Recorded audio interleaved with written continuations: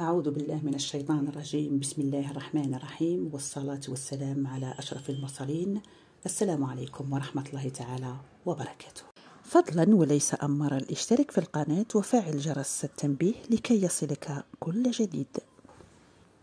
تداول رواد مواقع التواصل الاجتماعي صور للفتاتين اللتان غرقا في البركة المائية بالهاشمية ولاية البويرغ، وتظهر في الصورتين الفقيدتين قندوز رحمة الضاوية بالخمار الأسود، وعلى اليمين الصورة قندوز كنزة على اليسار، رحمهما الله وأسكنهما فسيح جناته.